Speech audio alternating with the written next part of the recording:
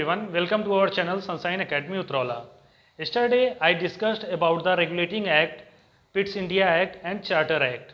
Now today we are going to discuss about Charter Act 1835. Let's begin the class. Our first point is Governor General of Bengal became as the Governor General of India and his council as the Indian Council. जो governor general of Bengal थे उनको governor general of India बनाया गया और उनकी council को Indian council या भारतीय परिषद कहा जाने लगा. और second point is commercial activities of the East India Company finally put to an end. जो वाणिज्यिक कार्य थे कंपनी की, ईस्ट इंडिया कंपनी के, वो पूरी तरीके से इस एक्ट में बंद कर दिया गया, इस एक्ट के तहत बंद कर दिया गया. गवर्नर जनरल ऑफ इंडिया की हम बात करें तो पहले first governor general of India हमारे थे Lord William Bentinck. Lord William Bentinck ये हमारे first governor general of India थे. और next act is charter act 1853. इसके पहले हमने क्या पढ़ा? Charter act 1835. ठीक है, आइए देखते हैं पहला पॉइंट. और first point is this was the last charter act. ये हमारा आखिरी चार्टर एक्ट था. ये बात ध्यान रखिएगा, थोड़ा इंपॉर्टेंट है. The legislative and executive functions of the governor general council were separated. जो हमारे विधायी और कार्यकारी कार्य थे वो अलग अलग कर दिए गए. तीसरा पॉइंट है हमारा recruitment of the companies employ was to be done through competitive exams.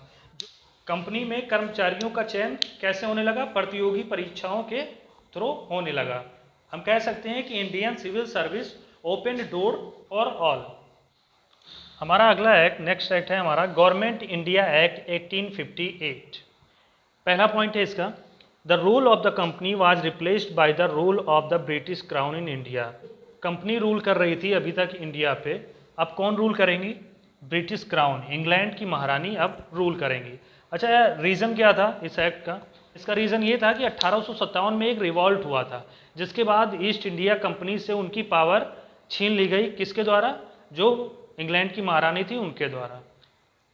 और next point is the governor general of India was made the vice Roy of India. जो गवर्नर जनरल ऑफ इंडिया थे अब क्या हुआ? Vice Roy of India बना दिए गए. तो वाइस रॉय ऑफ इंडिया का नाम क्या था? Lord Canning. ये पहले वाइसराय ऑफ इंडिया थे और last governor general of India थे. Last governor general of India Lord Canning, और इन्हीं को पहला वाइसरॉय ऑफ इंडिया बनाया गया.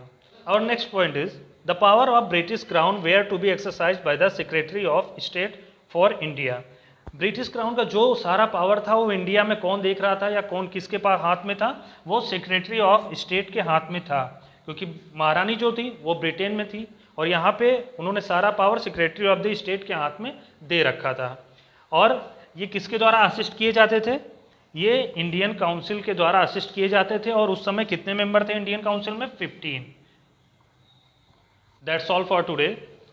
Today I have discussed about Charter Act 1835, 1853 and Government India Act 1858.